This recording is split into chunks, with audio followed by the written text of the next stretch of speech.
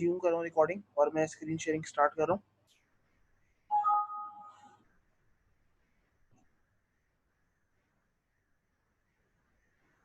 अच्छा भाई, स्क्रीन नज़र आ रही है सबको?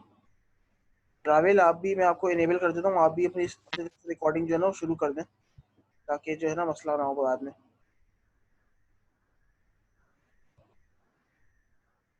सही, मैंने आपको रिकॉर्डिंग का अलाउ कर दिया, तो आप भी शुरू कर दें रिकॉर्डिंग।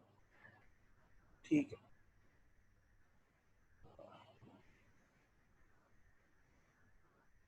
अच्छा भाई, तो आज की जो लैब है, लैब नंबर 7।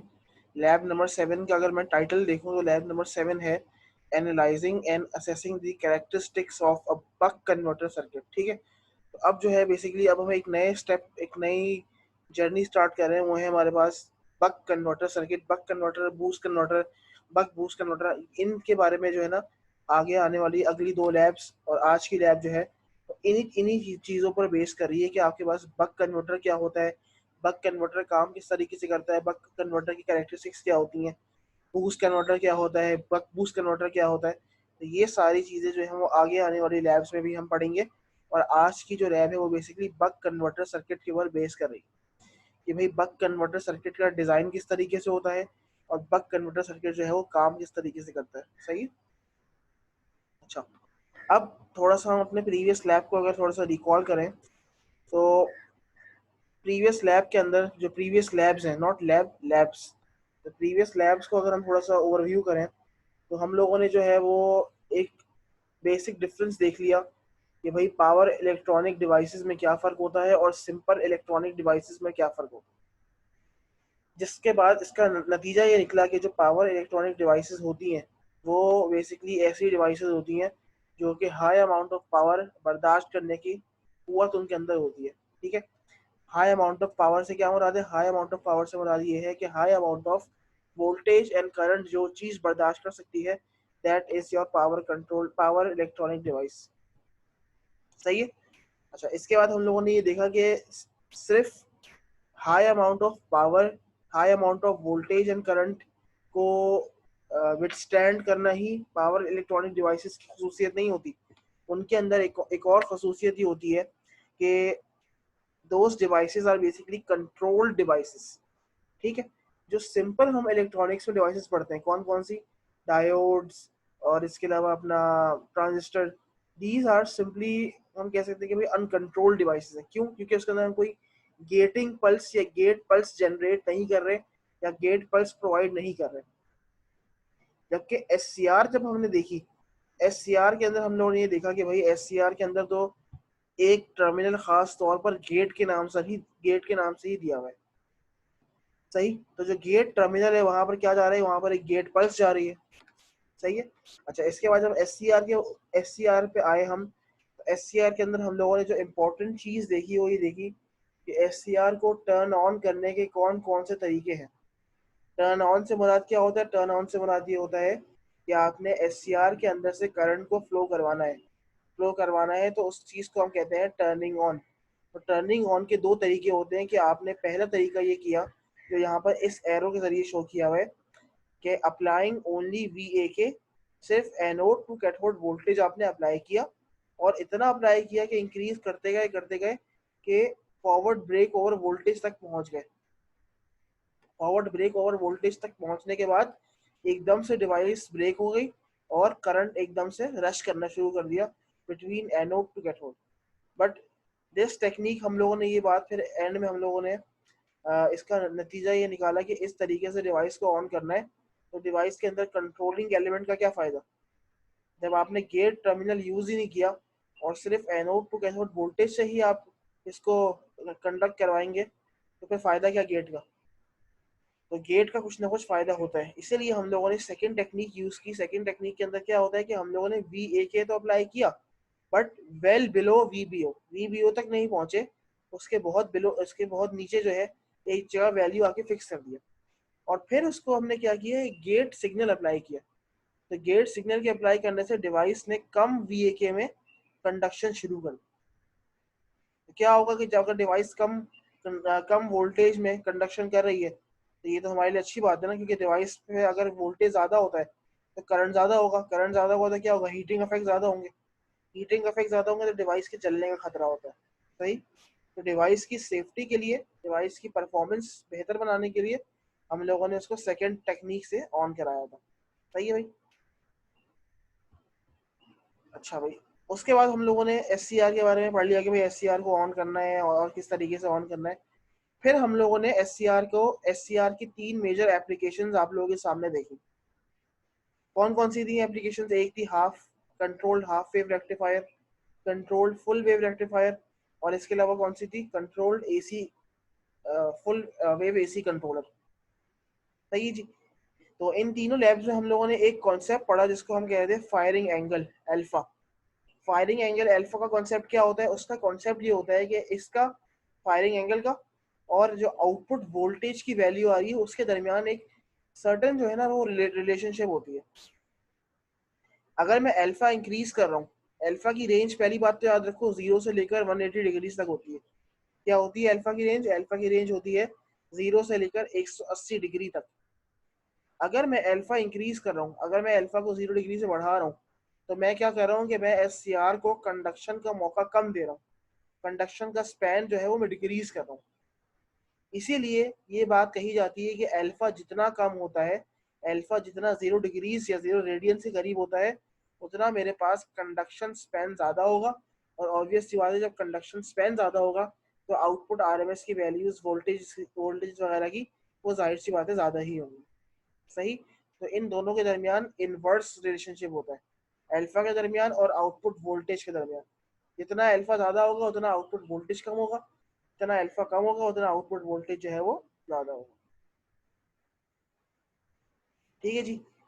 तो ये तीन एप्लीकेशन है, इन तीनों एप्लीकेशन की यहाँ पर जो है डायग्राम्स भी रिप्रेजेंट करती हैं ताकि आप लोग जो है क्विक इसको रिकॉल कर सकें। ये पहली वाली डायग्राम जो है मेरे पास, ये कंट्रोल्ड हाफ वेव है, second diagram is controlled full wave, और फिर थर्ड डायग्राम है एसी कंट्रोल। ओके।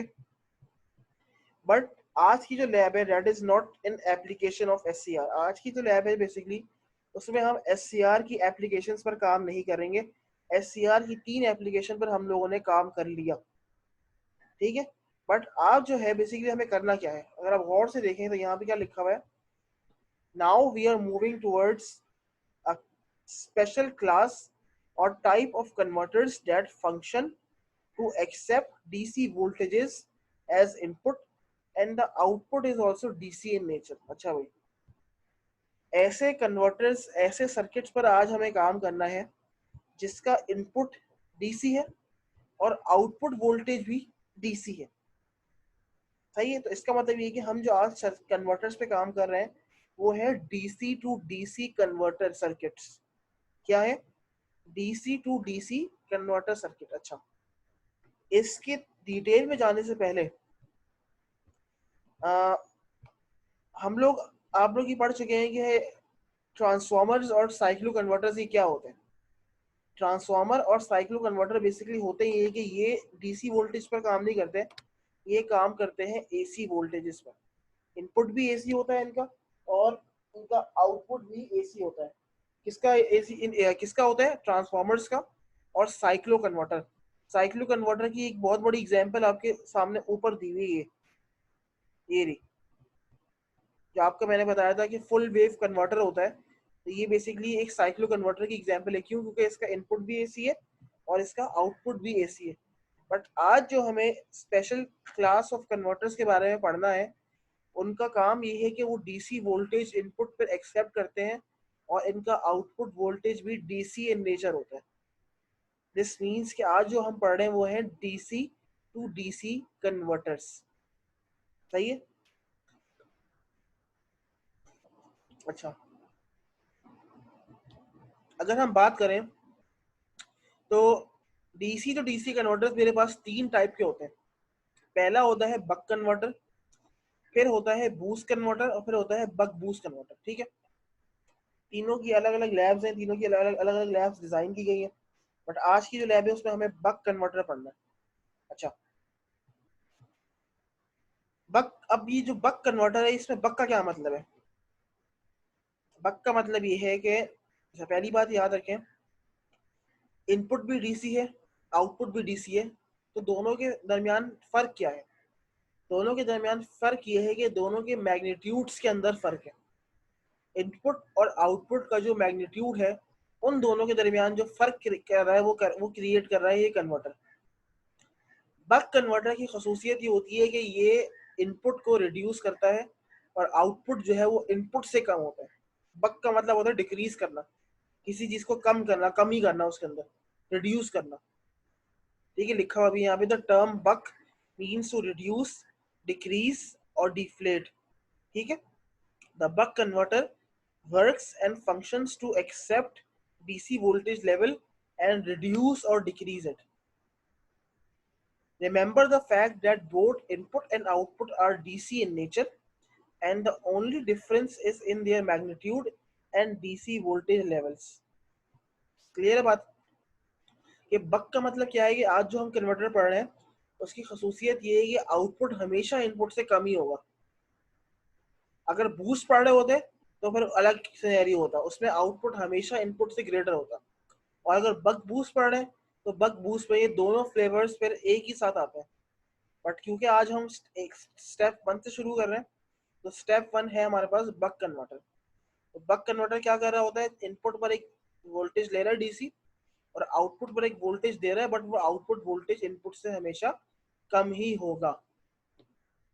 कह रहे बात? अच्छा, अब आ जाए कि circuit level diagram buck converter का किस तरीके से होता है। होता है इस तरीके से। अब और से सब लोग देखिएगा किस तरीके से काम कर रहा है। ये जो है मेरे पास, जिसपे मेरा एरो है, ये मेरे पास कोई भी मेरी स्विचिंग डिवाइस हो सकती है। ये मॉसफेट भी हो सकता है, ये मेरे पास आईजीबीटी भी हो सकता है। ठीक है, मैं यहाँ पर मॉसफेट यूज करूंगा। ये मेरे पास वी है। वी बेसिकली क्या है, अगर मैं मॉसफेट यूज कर रहा हूँ, ये मेरे पास है गेट, ये मेरे पास है ड्रेन और ये मेरे पास है सोर्स। तो जो वोल्टेज ड्रेन पर अप्लाई होता है उसको हम क्या कहते हैं, वी या फिर वी। ठीक है, अच्छा, गेट टर्मिनल पर मैंने एक पल्स अप्लाई कर दी क्यू क्या है, एक स्क्वायर वेव पल्स है जो 1 और 0 के दरमियान अपने आप को वेरी कर रही है। क्लियर है ये बात? वीएन क्लियर है? वीएन की वजह से जो आईएन फ्लो कर रहा है वो क्लियर है? ये मेरे पास मॉसफेट है। मॉसफेट के गेट टर्मिनल पर मैंने एक गेटिंग पल्स क्यू अप्लाई की हुई है।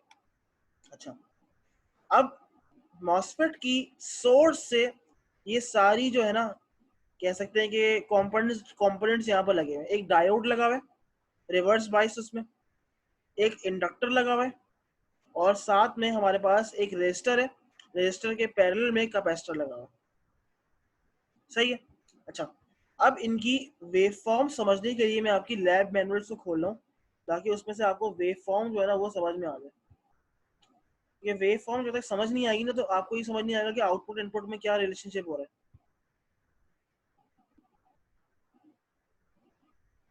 ठीक है, ये वही सर्किट है जो आपका बक कन्वर्टर का सर्किट था। ये वीएन आ गया, ये आईएन आ गया, ये मॉसफेट आ गया, ये डायोड आ गया, ये इंडक्टर आ गया। इंडक्टर के, अच्छा, एक अभी आप लोगों से एक सवाल पूछता हूँ मैं, ये आईसी आ गया और ये आई आउट आ गया। ठीक है, यहाँ पर जो इंडक्टर करंट फ्लो कर रहा है आईएल, वो किसके बराबर है? कोई मुझे बता सकता है? सिर्फ मैं ही बोलते रहता हूँ, आप लोग तो क्लास में जवाब ही नहीं देते। आप मुझे ये बताओ कि इंडक्टर करंट जो फ्लो कर रहा है वो किस किस करंट के इक्विवेलेंट है, या इन शॉर्ट उसका आईसी और आई आउट से क्या रिलेशनशिप है आईएल का? कोई मुझे इस बात का जवाब दे सकता है कि आईएल, आईसी और आई आउट, इन तीनों का क्या रिलेशनशिप है आपस में?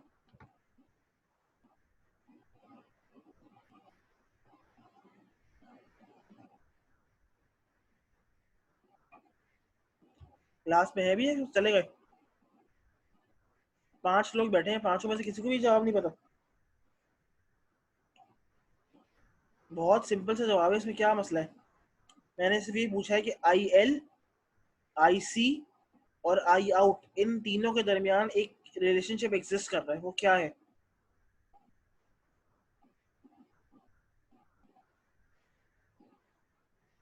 भाई एक नोट बना हुआ है ना यहाँ पे, नोट पर किरचॉफ का कौन सा लॉ लगता है, ये तो बता दो चलो।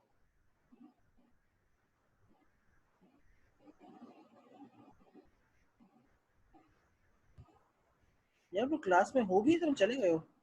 Sir Kirchhoff current law KCL, हाँ सम ऑफ तो इस लिहाज से द हमारे current pass entering a I, node and leaving a node is same. हाँ तो इस लिहाज से आई एल आई सी और आई नॉट का क्या। I L is equal to I C plus I out. हाँ वेरी गुड शाबाश। मेरे ख्याल से सिर्फ रावेल ही हैं जो क्लास में जवाब देते हैं, बाकी और किसी को जवाब देने या बात करने की तौफीक नहीं है क्लास के अंदर ना। तो ये इस बात से है ना वो सही नहीं है, क्योंकि मैं यहाँ से आपसे सवाल पूछ रहा हूँ आप लोग जवाब ही नहीं देते। इसका तो ये मतलब है कि आप लोग बस रिकॉर्डिंग छोड़ खोल के और चले गए। अगर माइक ऑन नहीं हो रहा तो भाई चैट में बोल दो, कुछ किसी तरीके से तो रिस्पॉन्ड करो, ताकि हम पता तो चले कि तुम लोग क्लास में हो या नहीं हो। मैं यहाँ पे बोलता रहूँगा क्लास में कोई है ही नहीं। हाँ ठीक है।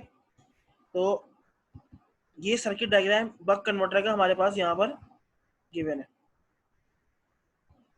ठीक है भाई। अच्छा अब पहली बात ये कि अब हमें डायग्राम्स को पढ़ना है, कुछ कुछ डायग्राम समझनी है, क्योंकि डायग्राम समझने से जो है ना उससे हमें काफ़ी चीज़ें क्लियर होंगी।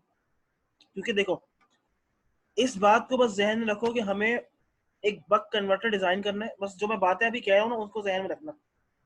हमें बक कन्वर्टर डिज़ाइन करना है जिसके लिए मुझे इनपुट वोल्टेज चाहिए, इनपुट वोल्टेज के लेवल को देखना है, इनपुट वोल्टेज ये रहा, और आउटपुट वोल्टेज लेवल को देखना है। इनपुट वोल्टेज अगर ज़्यादा है तो बक कन्वर्टर की खसूसियत ये है कि इनपुट वोल्टेज को रिड्यूस करेगा। इसका मतलब ये है कि जो वोल्टेज इनपुट पर मैं दे रहा हूँ वो हमेशा यहाँ जो आउटपुट वोल्टेज है वो उससे कम ही होगा। इसका क्या मतलब है कि V out is always less than V in case of a buck converter. Clear है। अच्छा अब आ जाए कि हमारे पास क्या होगा, किस तरीके से काम करेगा। ये मेरे पास पहली जो डायग्राम दी हुई है वो दी हुई है क्यू की। क्यू क्या है मेरे पास, क्यू मेरे पास एक स्क्वायर पल्स है जो मैंने मॉसफेट के गेट पर अप्लाई किया है। स्क्वायर पल्स है। अच्छा अभी गौर से देखना, इस स्क्वायर पल्स के अंदर इतने टाइम के लिए वेव मेरे पास ऑन है, इतने टाइम के लिए वेव मेरे पास ऑफ है। On time plus of time को मिला के मेरे पास एक टाइम बनता है जिसको हम कहते हैं टी एस, या फिर इसको हम कहते हैं कि time period of one cycle. ठीक है। तो एक साइकिल का जो टाइम होता है उसको क्या कहते हैं, टाइम पीरियड। ठीक है भाई। फिर हमने ये पढ़ना है कि ड्यूटी साइकिल क्या होती है। ड्यूटी साइकिल होती है on time divided by total time into 100। सही है। तो ऑन टाइम कितना है मेरे पास, उसको हमने जब यहाँ पे किया तो ड्यूटी साइकिल को अपने ड्यूटी साइकिल की वैल्यू आ गई डी। फर्ज करें मेरे पास एक वेव है वो 50% टाइम के लिए ऑन थी, तो ड्यूटी साइकिल कितनी हो गई 50% या 0.5। उसको मैंने मल्टीप्लाई किया टोटल टाइम से, तो मुझे पता चल गया। जैसे मैं अगर आपके सामने एग्जांपल लूँ, अब गौर से सुनिएगा। फर्ज करो टी एस मेरे पास था 10 सेकेंड्स। कितना था, मैंने कहा कि टी एस इज 10 सेकेंड्स। ठीक है भाई। और मैंने आपको ये बता दिया कि ड्यूटी साइकिल है 60%। तो हमें निकालना है ऑन टाइम। तो ऑन टाइम कैसे निकालेंगे, ड्यूटी साइकिल क्या होता है, on time upon total time. तो मेरे पास टोटल टाइम भी है, मेरे पास ड्यूटी साइकिल भी है। तो ऑन टाइम कैसे निकलेगा, duty cycle multiply by total time. तो ये जो D multiply by T S किया हुआ है ना यहाँ पर, ये बेसिकली आपको ऑन टाइम बता रहा है कि कितने टाइम के लिए आपका पल्स ऑन है। टी एस तो आपके पास पल्स की टोटल टाइम है जिसके अंदर ऑन टाइम भी है और जिसके अंदर ऑफ टाइम भी है। बट अगर हमें सिर्फ ऑन टाइम निकालना है तो वो कैसे निकालते हैं, क्योंकि अगर आपको मैं इधर दिखाऊं, ड्यूटी साइकिल जो होती है ना वो होती है टी ऑन, एक minute, on divided by T total.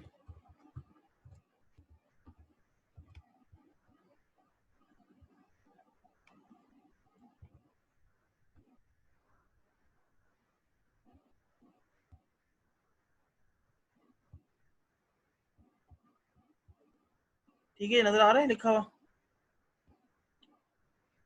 Duty cycle जो होती है वो होती है T on divided by T total.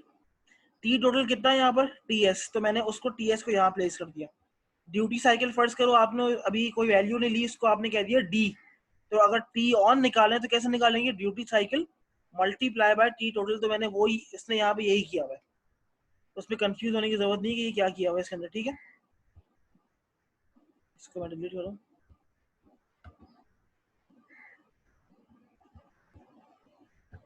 ठीक है जी, ये आपको समझ आ गया कि भाई D D into T S क्या लिखा हुआ है यहाँ पर। और इस तरीके से अगर मुझे इसको निकालना है तो ये क्या होगा, 1 minus D into T S, ठीक है जी। अच्छा, अब इसके बाद जो है, अब गौर से देखेंगे क्या होगा, जब मेरे पास ये जो पल्स है मैंने जो अप्लाई की यहाँ पर, तो मुझे पता है कि भाई अगर मॉसफेट को कंडक्ट करवाना है तो मॉसफेट सिर्फ इस रीजन में कंडक्ट करेगा जब Q जो है वो पॉजिटिव है। जब Q 0 हो गया ना, तो उस वक्त मॉसफेट जो है वो कंडक्ट नहीं करेगा, क्योंकि मॉसफेट को कंडक्ट करवाने के लिए हमें एक गेट टू सोर्स वोल्टेज देना पड़ता है, और गेट टू सोर्स वोल्टेज सिर्फ जब ही आता है जब जो मेरे पास पल्स मैंने अप्लाई की हुई है, जब पल्स जिंदा होती है। तो इस वक्त पल्स जिंदा है, उसके बाद पल्स की जो है वो डेथ हो गई, फिर जिंदा है, फिर डेथ हो गई, सही है।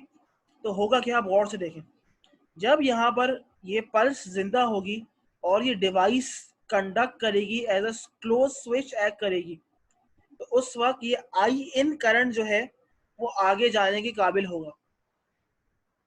आई इन करंट जो है, जो आई इन फ्लो कर रहा है, आई इन किसकी वजह से फ्लो कर रहा है, वी इन की वजह से। तो आई इन आगे जब ही जाएगा जब ये पाथ उसको क्लोज मिलेगा, और ये पाथ क्लोज कब मिलेगा, तब ये चीज जो है जब मेरे पास पल्स जो है वो हाई होगी। अच्छा, ये अब ये पाथ क्लोज हो गया, ये करंट यहाँ पर आ गया, करंट के पास दो रास्ते हैं, वो यहाँ भी जा सकता है, यहाँ भी जा सकता है। क्या करंट नीचे जाएगा, करंट नीचे जाने की कोशिश करेगा या नहीं करेगा, कोई मुझे बता सकते हैं कि जब मॉसफेट कंडक्ट कर रहा है और करंट के पास इस पॉइंट पर आकर दो रास्ते हैं, एक ये रास्ता है और एक ये रास्ता है, तो क्या करंट इस रास्ते पर जा सकता है, डायोड के जरिए जा सकता है करंट या नहीं जा सकता।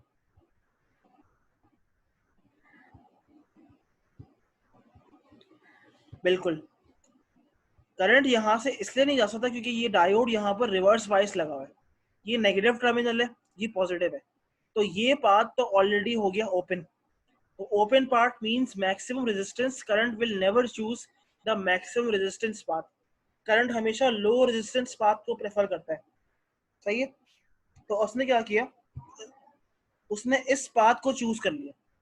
अच्छा, अब होगा क्या कि इंडक्टर का जो करंट है ना, इंडक्टर का करंट इस तरीके से इंक्रीज करता है, यूं इस तरीके से, यूं यूं यूं यूं यूं। इसका क्या मतलब, इधर गौर से देखो, जहां पर ये लाइन आ रही है इस तरीके से, सिर्फ वहां तक जो है आई एल जो इंडक्टर का करंट है, सिर्फ वहां तक ये राइज कर रहे हैं। जैसे ही आपके पास नेगेटिव पल्स आई, नेगेटिव पल्स से क्या मुराद है कि अब यहाँ मेरे पास ये चीज जो है ये ओपन हो गया, अब ये कंडक्ट नहीं कर रहा।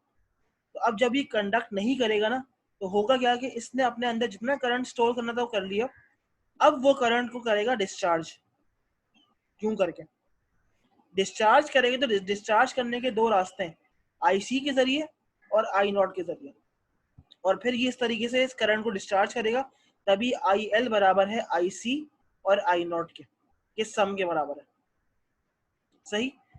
तो इस डायग्राम के अंदर आपको जो इम्पोर्टेंट चीजें हैं वो देखने वाली वो ये है, एक तो आपने इस चीज की डायग्राम को देख लिया, देन आई एल का करंट की डायग्राम और एक आई इन की करंट की डायग्राम, बाकी डायग्राम्स अभी आप समझ भूल जाएंगे क्या चीजें, बट आपको सिर्फ ये स्क्वायर वेव याद रखनी है और ये ट्राइंगुलर वेव याद रखनी है, क्योंकि ये आपके लिए इंपॉर्टेंट है, सही है। अच्छा भाई, अब आ जाए नीचे, यहाँ तक समझ आ गया सबको सर्किट डायग्राम की वर्किंग, ये सर्किट किस तरीके से काम कर रहा है पॉजिटिव और नेगेटिव साइकिल्स के लिए, यस सर, क्लियर है। सही है। अच्छा भाई, ये हमने यहाँ तक कर लिया। अच्छा, अब थोड़ा इसने कुछ कैलकुलेशन वगैरह बताई हुई है जो मैं आपको समझा देता हूँ कि क्यों बताई हुई है। देखें, अब जो है ना, हमें इसी सर्किट डायग्राम को इम्प्लीमेंट करना है अपने पास बक कन्वर्टर बनाने के लिए। अच्छा, अब अगर बक कन्वर्टर बनाना है आपको तो इस इंडक्टर की इंडक्टेंस निकालनी पड़ेगी, कैपेसिटर की कैपेसिटेंस निकालनी पड़ेगी और रेजिस्टर की रेजिस्टेंस निकालनी पड़ेगी। सही। तो अब हमें करना क्या है, हमें इंडक्टर की इंडक्टेंस, कैपेसिटर की कैपेसिटेंस और रेजिस्टर की रेजिस्टेंस निकालने के लिए कुछ सीरीज ऑफ स्टेप्स हैं जो इसने हमें लैब मैनुअल में बाकायदा बताए हुए, मतलब हमें खुद कुछ नहीं करना सॉल्व करना, इसने हमें वो सारे के सारे स्टेप बाय स्टेप बताए हुए। हमें सिर्फ उन स्टेप्स को एक दफ़ा फॉलो करना है और देखना है कि इसने किस तरीके से सारी वैल्यूज को निकाला हुआ है। ठीक है, अब मैं वो करने जा रहा हूँ। अच्छा,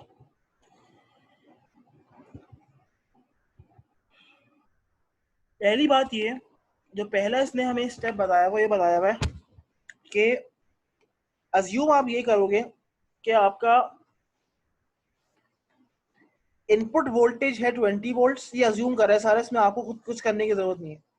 आउटपुट है 12 वोल्ट्स। अच्छा, एक और बात बताना भूल गया, बक कन्वर्टर के जो इनपुट आउटपुट वोल्टेज का रिलेशनशिप होता है वो किस तरीके से होता है, वो होता है वी आउटपुट बराबर है duty cycle multiply by V in. ठीक है, V out equals to D times V in. This is the relationship for buck converter for voltage, output voltage and input voltage. इसने हमें बता दिया कि इनपुट वोल्टेज उसने अप्लाई किया 20 volts, output voltage आ रहा है 12 वोल्ट्स। तो इसने यहाँ से क्या किया, पहली फुर्सत में ड्यूटी साइकिल जो होती है वो क्या होती है वो निकाल ली। कैसे निकाली, वी आउट भी दिया हुआ है, वी इन भी दिया हुआ है, तो इसने कहा कि भाई आपकी ड्यूटी साइकिल आ रही है 60% या 0.6। क्लियर है यहाँ तक? पहले स्टेप के अंदर उसने ड्यूटी साइकिल आपकी निकाल ली। ठीक है भाई, नेक्स्ट स्टेप पे उसने आपको ये खुद ही बता रहा है, मैंने कुछ इसमें कैलकुलेट नहीं किया। इसने कहा कि जो आई आउटपुट करंट है मैक्सिमम वो 500 मिली एम्पियर तक हो सकता है, इससे ज्यादा नहीं हो सकता। ठीक है भाई, तो इसने क्या किया, अगर आप गौर से देखें तो नेक्स्ट स्टेप में इसने निकाला आर आउट। आर क्योंकि रजिस्टर होता है, रजिस्टर की वैल्यू, रजिस्टर कैसे निकालते हैं, रजिस्टर निकलता है ओम्स लॉ से। ओम्स लॉ क्या होता है, voltage upon current gives us resistance. तो वोल्टेज आउटपुट हमें पता था कि भाई 12 वोल्ट है और करंट कितना है 500 मिली एम्पियर। तो 12 वोल्ट को डिवाइड किया 500 मिली एम्पियर से, तो मेरे पास आर आउट आ गया 24 ओम्स। इसका मतलब ये है कि आप जो सर्किट में रेजिस्टर यूज करेंगे R out, that would be 24 ohms, क्योंकि 24 ओम्स का रेजिस्टर इस बात को इंश्योर करेगा कि आउटपुट करंट 500 मिली एम्पियर से ज्यादा एक्सीड ना करे। ठीक है, तो ये 3 स्टेप्स हो गए। अच्छा भाई, अब ये कह रहा है पॉइंट 4 में, ये कह रहा है कि आपने एक बात ये अज्यूम करनी है कि जो आई एल है, जो इंडक्टर करंट है, और जो आई आउट है वो तकरीबन बराबर है। अभी उसने इस कैपेसिटर करंट को कंसिडर नहीं किया, ये बेसिकली अज्यूम ये कर रहा है कि ये बहुत माइन्यूट है या बहुत नेग्लिजिबल है, इसलिए उसने ये बात कह दी कि आई एल और आई आउट को मैं बराबर ले रहा हूँ। इसने कहा चलो ठीक है, बराबर ले लिया आपने, यहाँ पर बराबर ले लिया उसने, आई एल बराबर है आई आउट के। अब वो कह रहे हैं कि इनपुट का और आउटपुट का क्या रिलेशनशिप है, तो इनपुट बराबर है duty cycle multiply by the output current. अब आउटपुट करंट कितना था 500 मिली एम्पियर, ड्यूटी साइकिल कितनी थी 0.6, 0.6 को इसने मल्टीप्लाई किया 500 मिली एम्पियर से, तो इनपुट करंट आ गया मेरे पास 300 मिली एम्पियर। ओके, क्लियर है? अच्छा भाई, उसके बाद अब वो कह रहा है कि average current passing through the diode. अब डायोड के थ्रू जो करंट फ्लो कर रहा है वो कैसे निकाला है इसने, वो शो किया है इसने आईडी, और वो बराबर है 1 minus D into I L. I L कितना था 500 मिली एम्पियर, डी कितना था 0.6, तो 1 माइनस 0.6 कितना होता है 0.4। 0.4 को मैंने मल्टीप्लाई किया 500 मिली एम्पियर से, तो कितना आ गया 200 मिली एम्पियर। तो ये मेरे पास आईडी आ गया। अच्छा, अच्छा एक मिनट रुकिएगा, मैं जरा एक मिनट आ रहा हूँ पानी पी के, एक मिनट रुकिएगा।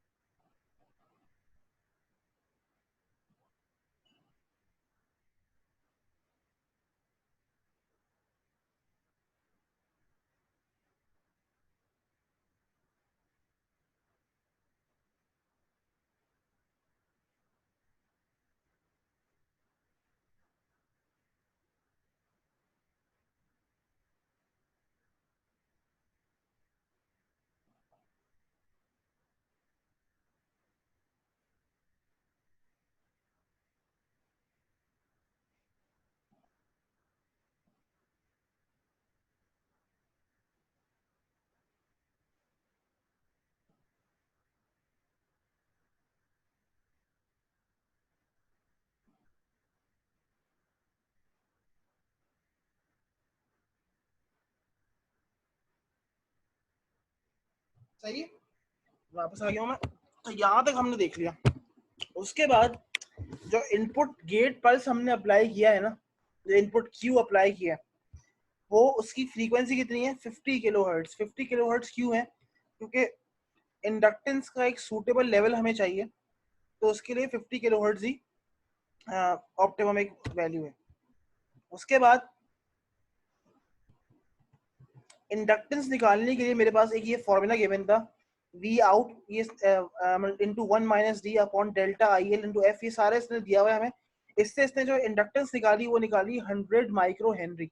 इसी तरीके से मेरे पास एक कैपेसिटेंस का फॉर्मूला था, तो उसने उससे निकाली 1.2 माइक्रोफैराड्स। तो हमें तीन चीजें निकालनी थी, आर, एल और सी, और इसने कुछ स्टेप्स करके इन तीनों चीजों को निकालने में हमारी हेल्प कर दी। आर मेरे पास आया 24 ओम्स, एल मेरे पास आ गया 100 माइक्रो हेनरी, और सी मेरे पास आ गया 1.2 माइक्रो फैराड्स। ये सारे फॉर्मूले आपके लैब मैनुअल्स के अंदर एक साथ दिए हुए हैं, आप लोग इसको एक दफा देख लें। बट हमें इसकी जरूरत नहीं है कि ये किस तरीके से निकाल रहा है, हमें सिर्फ वैल्यू से काम लेना है इनका, ठीक है। इस तरीके से इसने जो तीन वैल्यूज थी वो आपके सामने जो है निकाल के बता दी, और क्योंकि सर्किट में इसके अलावा कुछ है नहीं, तो अब हम जो है वो सर्किट की जाने पड़ते हैं। इस सर्किट हमें इम्प्लीमेंट किस तरीके से करना है। अच्छा, एक और बात ये, इसका सर्किट मैंने प्रोटियस पर बना के रख लिया ताकि आप लोगों को मसला ना हो, और मैंने इसकी तस्वीर भी अपलोड कर दी है। सर्किट की तरफ जो ऑफिशियल फॉर्मल सर्किट है इसका, उसकी तरफ बढ़ने से पहले मॉसफेट जो है ना, दो तरीके से स्विच में यूज कर सकते हैं। एक होता है लो साइड, ये सारी कहानी हमने लैब नंबर 1 जब पढ़ी थी, तो जब भी पढ़ी हुई है, तो जिसने मेरी लैब नंबर 1 अटेंड की है उसको ये चीज बस रिकॉल करनी होगी, बाकी कोई मसला नहीं होगा। मॉसफेट दो तरह के स्विच में इस्तेमाल कर सकते हैं, एक होता है लो साइड स्विच, एक होता है हाई साइड स्विच। लो साइड स्विच वो होता है जहां पर सोर्स डायरेक्टली ग्राउंड की गई होती है, ठीक है। हाई साइड स्विच ये होता है कि जब आपने सोर्स को डायरेक्टली ग्राउंड नहीं किया, बट उसके उसके और ग्राउंड के दरमियान एक लोड आ गया, और that is called a high side switch. अब गौर से इधर सुने कि मैं क्या कहने वाला हूँ। For a buck converter circuit we have to use MOSFETs as high side switch. समझ आ गई? when MOSFET is operated as a high side switch, then a bootstrapping capacitor is required between gate and source। bootstrapping capacitor का नाम सुनते कुछ याद आया? ये लैब नंबर 1 में भी कुछ पढ़ा हुआ है हमने। कोई मुझे बता सकता है कि बूटस्ट्रैपिंग कैपेसिटर हम क्यों यूज करते हैं? कोई मुझे जवाब दे सकता है कि बूटस्ट्रैपिंग कैपेसिटर की क्या इंपॉर्टेंस होती है इस सर्किट के अंदर? एनीवन? सर बूटस्ट्रैप कैपेसिटर हम यूज किया था हमने, वो हाँ, इस बात की वो ये बात इंश्योर करता है कि जब इनपुट हाई है तो उस टाइम पे मॉसफेट कंडक्ट करेगा और वेरी ऑन गुड, स्टेट में शाबाश, रहेगा। Good, very good, excellent. Rawail ने थैंक यू बिल्कुल सर। 100% सही जवाब दिया है, और वेरी गुड रावेल, शाबाश। बूटस्ट्रैपिंग कैपेसिटर का मकसद ये होता है कि हम ये चाहते हैं कि जब मेरे पास हाई इनपुट आ रहा है ना पल्स का, पल्स के दो इनपुट्स हैं, एक हाई है एक लो है, 1 है या 0 है। जब हाई इनपुट आ रहा है तो इस बात को इंश्योर करवाना होता है कि मॉसफेट भाई लाजमी कंडक्ट करे, तो उसके लिए मुझे एक बूटस्ट्रैपिंग कैपेसिटर की मदद लेनी पड़ती है जो गेट और सोर्स के दरमियान लगता है। बट अगर आप लोगों को याद हो तो हमने ये बूटस्ट्रैपिंग इफेक्ट एक आईसी IR2101 जो कि मॉसफेट ड्राइवर आईसी होती है, ये चीज उसके जरिए अचीव करी थी। सही है। तो अब मैं जा रहा हूँ आपके सामने जो ऑफिशियल सर्किट है आपका, जिसपे आपको काम करना है, वो शो कर रहा हूँ। ये देखें, अब ये सर्किट आपने पहले भी बना चुके हैं अपने उसमें लैब नंबर 1 में। अब जो हमने तीन वैल्यूज निकाली थी उस पर आ जाए, जिसमें से अभी क्या करना है देखें। ये मेरे पास एक इंडक्टर लगा हुआ है 100 माइक्रो हेनरी का, जो हमने ऊपर कैलकुलेट किया था। ये लगा हुआ आपका डायोड रिवर्स बायस में लगा हुआ है, ठीक है। ये आपके पास लगा हुआ है आपका स्विच, ये लगा हुआ 24 ओम्स का एक रेजिस्टर। 24 ओम्स के पैरेलल में हमें एक कैपेसिटर लगाना होगा 1.2 माइक्रोफैरेड्स का, क्योंकि हमने आर निकाला 24 ओम्स, एल निकाला 100 माइक्रो हेनरी, और सी निकाला 1.2 माइक्रोफैरेड्स। तो वो तीनों वैल्यूज जो ऊपर निकाली वो इस सर्किट में भाई यूज हम कर रहे हैं, ऐसी फालतू में नहीं निकालनी हो, उनकी कोई ना कोई वेरिफिकेशन है, कोई ना कोई वैलिडेशन है उनकी। तो अब ये सर्किट हमें इस पे प्रोटीएस पे इम्प्लीमेंट करना है, जो कि अब मैं आपके सामने शेयर करने जा रहा हूँ, जो मैंने इम्प्लीमेंट ऑलरेडी किया हुआ है। अच्छा, एक मिनट।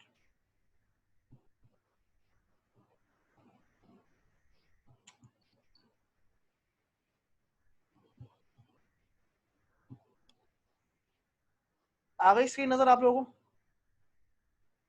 ठीक है। अब ये सर्किट जो है वो मैंने आप ऑलरेडी आप लोगों के लिए बना के रख लिया, ताकि आप लोग का टाइम ज़ाया ना हो। ये मेरे पास IR2101 आईसी है। ठीक है। इनपुट देखने मैंने कौन सा सेलेक्ट किया, क्योंकि इनपुट में काफ़ी मसला होता है, सर हमें इनपुट समझ नहीं आ रहा, तो मैं आपके सामने इनपुट एक दफ़ा वापस एक दफ़ा डिलीट करता हूँ और वापस ऐड करता हूँ। इनपुट मैंने ऐड किया, अगर गौर से देखें, मैं गया इस पे जनरेटर मोड पे, यहाँ पर जाके मैंने बहुत सारे मुख्तलिफ ऑप्शन है मेरे पास, मैंने सेलेक्ट कर लिया डी क्लॉक। ये क्लॉक ही वो वाहिद चीज़ है जिसमें 1 और 0 आ रहा है और जो इन्फिनिटी तक चलता जा रहा है। तो मैंने क्लॉक सेलेक्ट किया और इसको मैंने यहाँ पर कनेक्ट कर दिया। इसको डबल क्लिक किया, इसकी प्रॉपर्टीज आ जाएंगी। पहली बात ये है कि आप क्लॉक की टाइप बताओ कि कौन सी क्लॉक चाह रहे हो, लो टू हाई, फिर वापस लो। तो मैंने तो इसी को सेलेक्ट कर लिया। फ्रीक्वेंसी कितनी है इसकी? इसकी फ्रीक्वेंसी है 50 किलो हर्ट्ज। ठीक है। अच्छा, अब वो कह रहा है, अब आप सोचेंगे कि भाई यहाँ से मेरे पास ड्यूटी साइकिल में कैसे इसकी सेट करूं। तो ड्यूटी साइकिल सेट करने का तरीका ये होता है कि आप बताओ कि पहली एज जो आप चाह रहे हो वो किस टाइम पे चाह रहे हैं। अच्छा, एक और बात ये, अगर फ्रीक्वेंसी 50 किलो हर्ट्ज है तो इसका टाइम कितना होगा? 20 माइक्रो सेकेंड। ठीक है। अगर फ्रीक्वेंसी 50 किलो हर्ट्ज है तो टाइम पीरियड कितना होगा इसका? 20 माइक्रो सेकेंड। तो अब अगर मैंने फर्स्ट एज से मुराद ये है कि पहले ये लो था, तो लो से हाई अभी की कब तक लो रहेगा? तो मैंने कह दिया इसका कि भाई आप 10 माइक्रो सेकंड तक लो रखोगे, उसके बाद उसको हाई लेके आना पड़ेगा। इसका मतलब ये है कि क्योंकि मेरे पास टाइम पीरियड ही 20 माइक्रो सेकंड का था और मैंने फर्स्ट एज 10 माइक्रो पर रख दी, दिस मीन्स कि ड्यूटी साइकिल मेरी कितनी हो गई? 50%। अगर मैंने इसको कम या ज्यादा किया तो उस लिहाज से मुझे फॉर्मूले में अपने करना पड़ेगा और फिर ड्यूटी साइकिल वेरी कर जाएगी इसकी। ये बात क्लियर हुई सबको या नहीं हुई? या मैं इसको चलो वापस कराता हूँ। मैंने सेलेक्ट किया high to low to high clock. High to low to high clock का मतलब ये कि पहले हाई आएगा यूं, फिर लो गया और फिर हाई आया। तो ये कह रहा है कि आपका हाई कब तक रहेगा? तो मैंने कहा कि भाई 10 माइक्रो सेकंड तक हाई रहे, उसके बाद वापस 10 माइक्रो सेकंड के लिए लो हो जाए। अगर मैंने इसको कर दिया, फर्ज करो 5 माइक्रो सेकंड, तो अब मुझे कोई बता सकता है कि ड्यूटी साइकिल कितनी हो गई? अगर मैंने इसकी पहली एज 5 माइक्रो सेकंड पे कर दी और टोटल टाइम पीरियड मेरे पास 20 माइक्रो सेकंड है, तो इसकी ड्यूटी साइकिल कितनी सेट कर दी मैंने? अब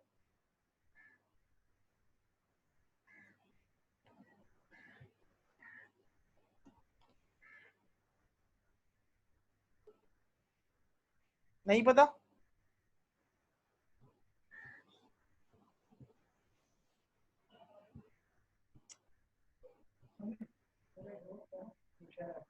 %25। वेरी गुड, शाबाश। किसने जवाब दिया है? रावेल ने दिया? Yes sir. वेरी गुड, शाबाश रावेल, एक्सीलेंट।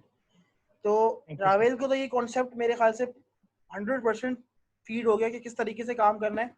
क्लॉक टाइप है high to low to high clock. इसका मतलब है कि पहले हाई आएगा, देन लो आएगा, देन हाई आएगा। टाइम पीरियड क्योंकि 50 किलो हर्ट्ज की फ्रीक्वेंसी है, तो time period automatically 20 micro second है। इसका मतलब ये है कि एक हाई और एक लो का जो कंबाइंड टाइम पीरियड है वो 20 माइक्रो सेकंड है।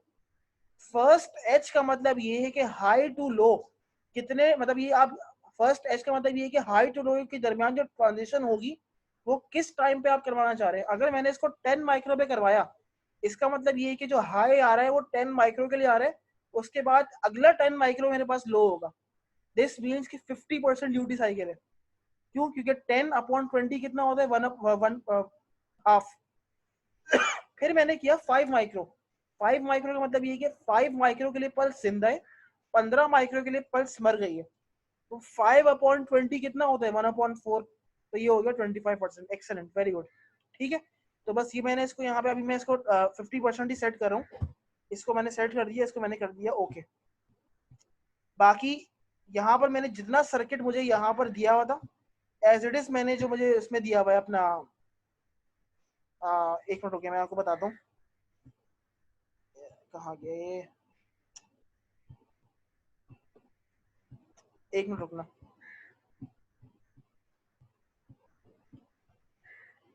जैसा सर्किट मुझे यहाँ पर गिवन है एज इट इज मैं लेके गया, जहां 15 वोल्ट देने वहां 15 वोल्ट दिया, जहां 20 वोल्ट देने वहां 20 वोल्ट दिया। जो सर्किट मुझे एज इट इज गिवन है वो सर्किट मैंने यहाँ पर आपके सामने इम्प्लीमेंट किया।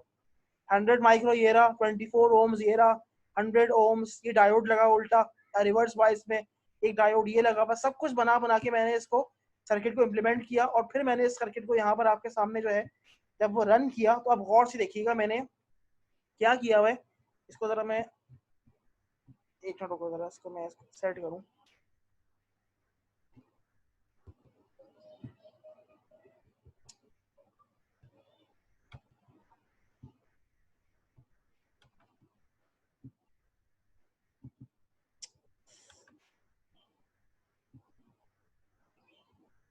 भाई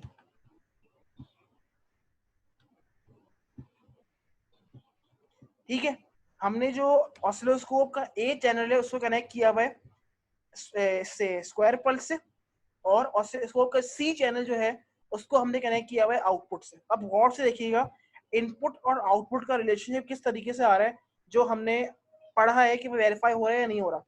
इसको मैंने यहाँ से रन किया, सिमुलेशन को रन हो गई। अब इधर गौर से देखो भाई, सबको स्क्रीन नजर आ रही है? अच्छा, अब यस गौर सर। से देखें, पहला सवाल मेरा आपसे ये है कि हाँ कुछ कुछ पूछ रहे हैं,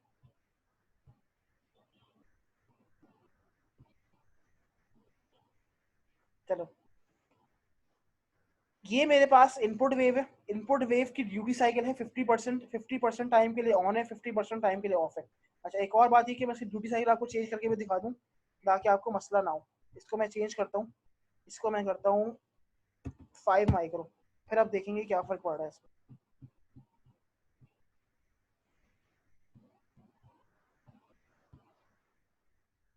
अच्छा, अभी इसका ऐसा फर्क क्योंकि वो उसको मेरे ख्याल से सेट करके दे रहा है आपको, ठीक है।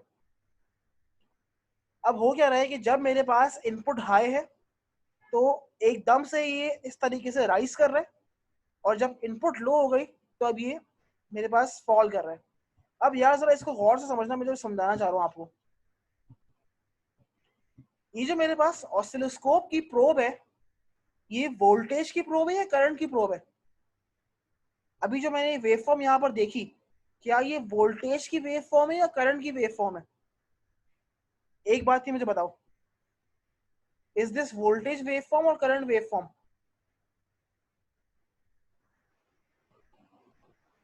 सोच समझ के जवाब देना इसका,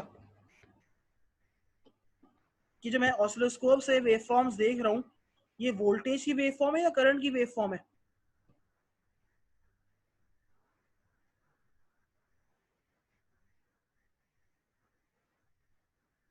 एनीवन, किसी को जवाब आता है?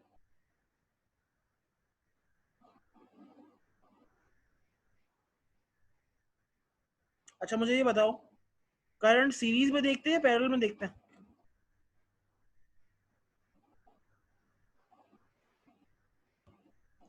करंट सीरीज में देखते हैं पैरेलल में देखते हैं भाई? सीरीज में। सीरीज में। सीरीज में। अच्छा सीरीज में देखते हैं। तो अभी जो ये कनेक्शन मैंने किया हुआ यहाँ से, ये सीरीज है या पैरेलल है?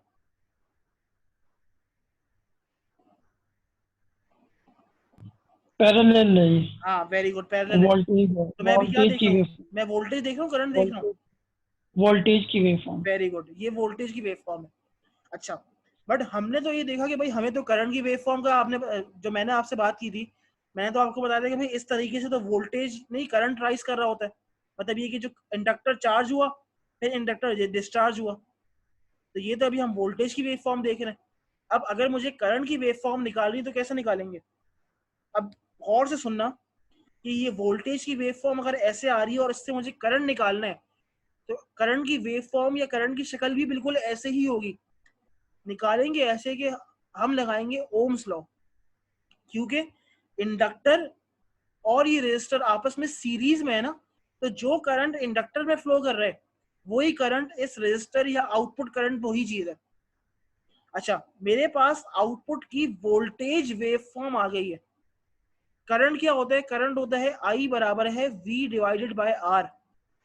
अगर इस वोल्टेज की वेव फॉर्म को हर पॉइंट पर एक एक पॉइंट पर मैं डिवाइड करता जाऊं 24 ओम से, क्योंकि I बराबर है V अपॉन R, तो क्या मेरे पास एक करंट की वेव फॉर्म नहीं आ जाएगी इसी तरीके की? आई बात समझ? और जो मेरे पास करंट की जी वेव सर। फॉर्म आएगी जो आउटपुट, तो वही करंट मेरे पास IL भी होगा, क्योंकि IL, क्योंकि इंडक्टर और रेजिस्टर आपस में सीरीज में है। तो अब ये बात जो मैंने आपको लैब में पढ़ाई इस तरीके से, जो आपने यहाँ पर भी देखी कि गौर से इधर देखो ऊपर, जब मेरे पास Q इनपुट जो जब मेरे पास हाई है, उस वक्त मेरे पास IL इंडक्टर करंट अपने आप को चार्ज कर रहा है। जैसे ही मेरे पास ये चीज नीचे गई, इंडक्टर ने अपने आप को डिस्चार्ज करना शुरू कर दिया। और ये चीज आपके सामने यहाँ पर भी बिल्कुल 100% क्लियर है कि जब मेरे पास हाई है तब इंडक्टर अपने आप को चार्ज कर रहा है, और जब लो है तो डिस्चार्ज कर रहा है। सिर्फ फर्क ये कि थोड़ा सा इसके अंदर एग्जैक्ट ट्रायंगुलर फॉर्म नहीं है, थोड़ा बहुत ये जो है ना ये कर्व में जा रहा है, तो इससे कोई फर्क नहीं पड़ता। क्लियर है ये चीज यहाँ तक कि मैंने वोल्टेज की वेव फॉर्म से करंट की वेव फॉर्म कैसे निकाली? तो ये इस तरीके से निकालनी होती है यहाँ पर। अच्छा भाई, अब बात आ गई कि आपने सर ये तो बता दिया, अब क्या मेरे पास ये चीज बक कर रही है अपने आप को या नहीं कर रही? मतलब ये इनपुट मैंने यहाँ पर दिया हुआ है 20 वोल्ट्स, आउटपुट कितना आ रहा है वो चेक कर लेते हैं। आउटपुट चेक करने के लिए मैंने यहाँ पर लगाया एक मिनट रुको, मैंने लगाता हूँ यहाँ पर एक वोल्टेज की प्रोब। ठीक है, इसमें मुझे यहाँ पे वोल्टेज बताता रहेगा ये। ठीक है जी, इसको मैंने यहाँ पर लगा दिया, इसको मैं रन करता हूँ। अब इधर गौर से अगर आप देखो, क्योंकि मेरे पास एक ट्राइंगुलर वेव आ रही है, बट ट्राइंगुलर वेव की मैक्सिमम वैल्यू कितनी जा रही है? 9 पॉइंट कुछ जा रही है। इनपुट अप्लाई किया हुआ 20 वोल्ट, आउटपुट जा रहा है 9 या 10, तो ड्यूटी साइकिल इस लिहाज से कितनी हो गई? 50% या 5। मैंने यहाँ पे कितनी सेट की है? रुक जाओ, 50% सेट की, 5 सेट की है, सॉरी 5 माइक्रो सेट की है। इसको जरा मैं और कम करता हूँ, रुको, इसको मैं करता हूँ 2 माइक्रो, और इसको मैं यहाँ पर इससे शो नहीं करता, मैं शो करता हूँ इसको एक वोल्ट मीटर के जरिए, DC वोल्ट मीटर।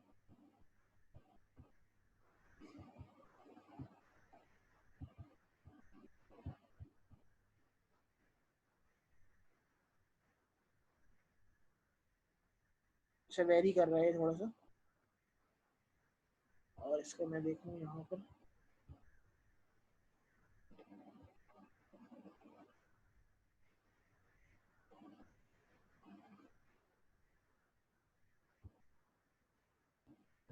एक मिनट रुको।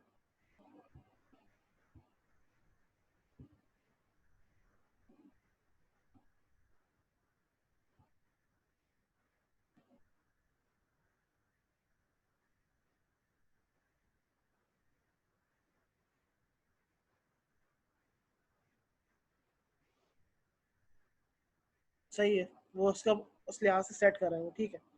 तो यहाँ से आपने देख लिया कि मेरे पास इनपुट 20 वोल्ट है, but output is always less then 20 volt. तो ये आपका बक कन्वर्टर जो है वो तैयार है। इसका हमने आपको ग्राफ पर, ऑसिलोस्कोप पर जो है वो भी दिखा दिया, और वोल्टेज की वेव फॉर्म भी दिखा दी। क्लियर है? तो यहाँ तक तो हमारे मामला जो है वो अब तक ठीक चल रहे हैं। अब ज़रा जो है मैं इसमें आ जाऊँ कि आप आपको बाकी चीज़ें क्या करनी है इस लैब के अंदर, वो आप देख लें, ताकि फिर आप इसको आप कर सकें अपने पास घर पर भी। अब गौर से देखना कि मैं आपको जो समझा रहा हूँ, लैब एक्सरसाइज में आ जाए। पहला काम वो कह रहा है fabricate the circuit on bread board. जाहिर सी बात है ब्रेड बोर्ड नहीं है, तो हम इसको fabricate the circuit on protease कह रहे हैं। Connect function generator with input, set input square wave 50 kilohertz. Duty cycle आप 50% सेट कर सकते हैं, 60% लिखी हुई है, आपकी मर्जी है, 50% भी सेट कर सकते हैं। बाकी स्टेप नंबर 3 और स्टेप नंबर 4 को अभी छोड़ दो, क्योंकि अभी आप हार्डवेयर नहीं कर रहे हैं, आप अभी कर रहे हैं सॉफ्टवेयर में। अच्छा, अब वो कह रहे हैं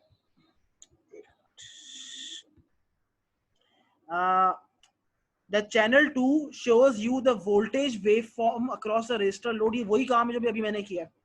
This waveform can be considered as inductor current waveform with current value determined by dividing the oscilloscope voltage reading with load resistance value. तो वही करना है, voltage को divide करना है 24 ohm से.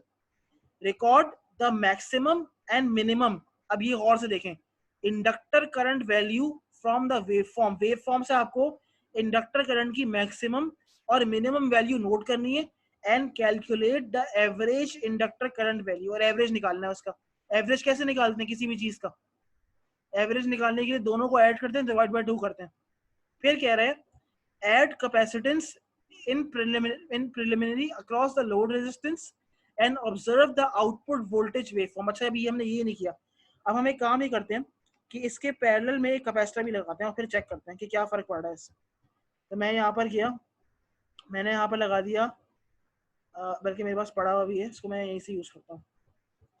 एक पोलर कैपेसिटर ये रहा मेरे पास, इसको मैं लगाता हूँ उसके पैरेलल में और फिर चेक करता हूँ कि भाई इससे वेवफॉर्म पे क्या फर्क पड़ रहा है.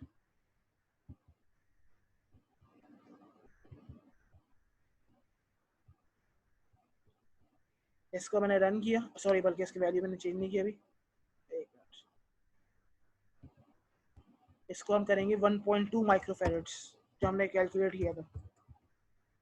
ठीक है जी, हमने पुट कर दी वैल्यू, इसको हमने रन किया, इसको हमने डीबग किया. तो अब देख रहे हो क्या फर्क पड़ रहा है. इस फर्क आने की वजह कोई मुझे बता सकता है कि क्या हो रहा है यहाँ पर?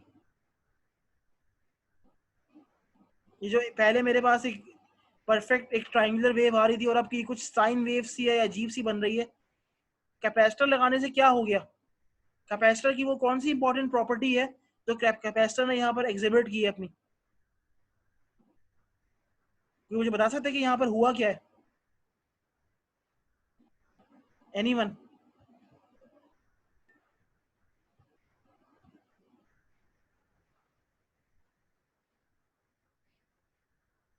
कैपेसिटर की एक बहुत इंपॉर्टेंट प्रॉपर्टी होती है कि कैपेसिटर रिपल फैक्टर जो होता है ना उसको कम करता है या रिड्यूस करता है.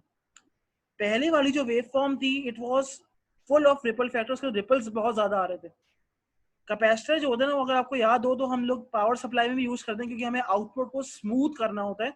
स्मूथ से मुराद ये है कि हम इसको परफेक्टली डीसी बनाना चाह रहे होते हैं.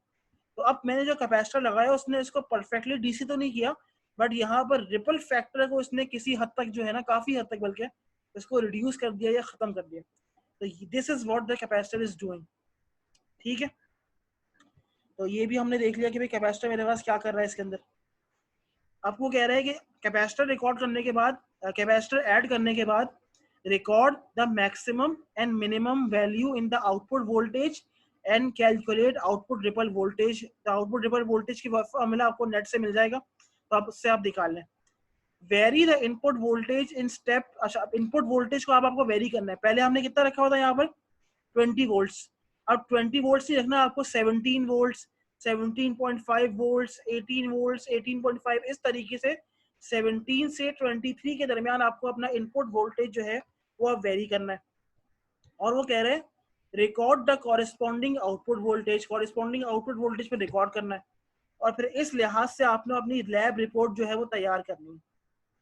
ठीक है, आई होप कि आपको ये सारी चीजें जो है वो मैंने स्टेप बाय स्टेप क्लियर कर दी हैं और इम्प्रूव समझा दी हैं. अब इस वक्त कोई चीज समझ नहीं आई है तो मुझसे अभी पूछ लें. एनीथिंग, कोई भी चीज समझ नहीं आई तो मुझसे पूछ लें. जैसे आज की क्लास में काफ़ी रिस्पांस मुझे अच्छा मिला है, पॉजिटिव मिला है, तो मुझे बड़ी खुशी हुई है कि काफ़ी अच्छे जवाब मिले हैं. और ये कि आप लोग जो है पार्टिसिपेट कर रहे हैं, बट इस पार्टिसिपेशन को आप लोग और इंक्रीज करें क्योंकि मुझे किसी पॉइंट पर आकर ये लगता है कि आप लोग क्लास में मौजूद ही नहीं है क्योंकि काफ़ी लोग जो है वो जवाब देते ही नहीं है. तो प्लीज़ आप लोग पार्टिसिपेशन जो है वो अपनी फुल रखें क्योंकि इस पार्टिसिपेशन का अफेक्ट लाजमी आता है आपके ओवरऑल जो है ना एक परफॉर्मेंस पर. क्योंकि मुझे इससे अंदाजा ही होता है कि कौन पार्टिसिपेट कर रहा है, कौन लैब मेडल खुद कर रहा है, कौन लैब खुद बना रहा है और कौन जो है वो छाप के दे देगा लैब. सही है, क्योंकि ये लैब्स बहुत इंपॉर्टेंट है. आपकी पावर की लैब्स जो है बेशक समर में ऑफर हो रही है बट इम्पॉर्टेंट है. सही है, तो अब कोई सवाल है किसी का तो मुझसे पूछ ले. मेरी तरफ से तो लेक्चर ऑफिशियली एंड हो गया।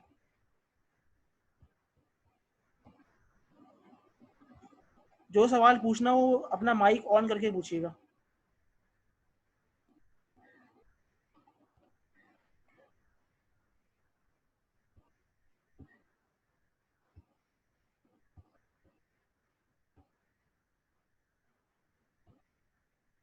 कोई सवाल है तो पूछ लो भाई।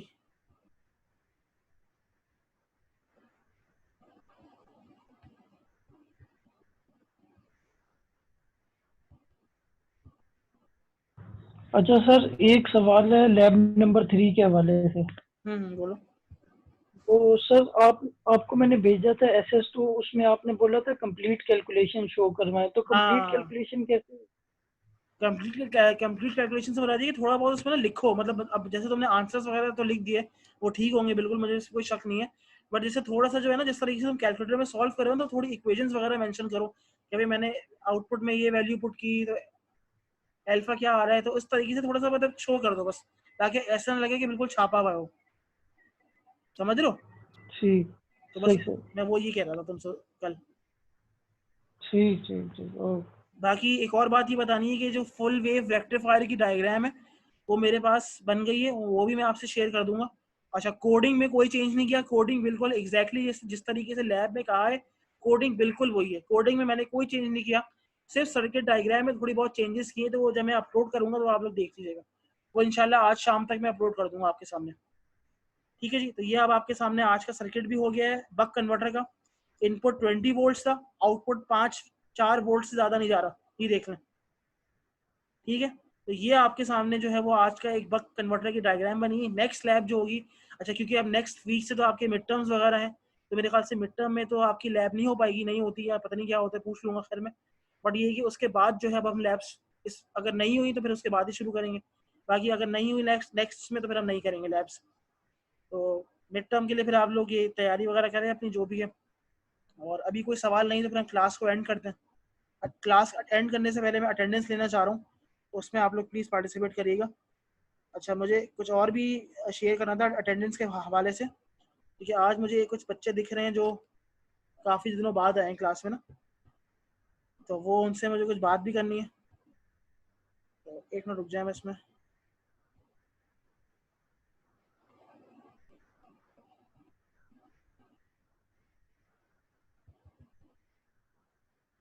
अच्छा,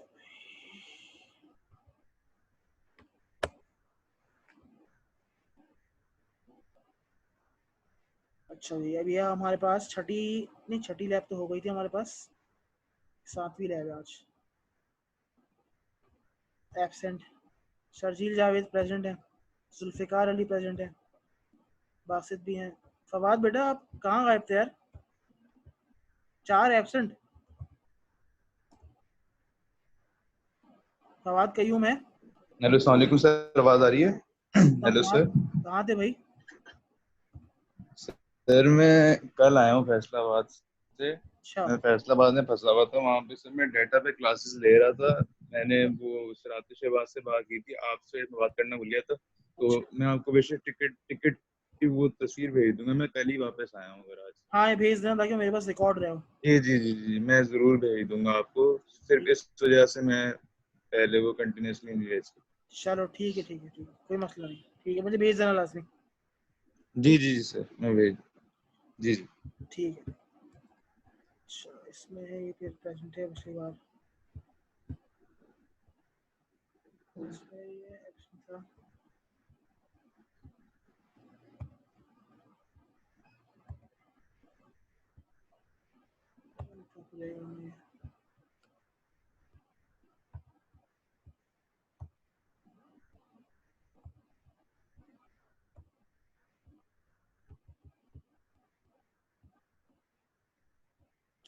ठीक है, तो ये आपकी अटेंडेंस भी हो गई आज की, और बाकी सारे मामला भी हो गए। अब कोई सवाल नहीं है तो फिर हम क्लास को एंड करते हैं। और ये लो आप लोग अपना काम वाम करें आगे फिर जो भी है। ठीक है, ये मेरे पास हो गई 25 जून की, ये मेरे पास हो गई आपकी, अल्लाह भला करे, 25। 29 जून की। ठीक है जी, कोई सवाल फिर पूछ रहा है मेरे ख्याल से चैट बॉक्स में।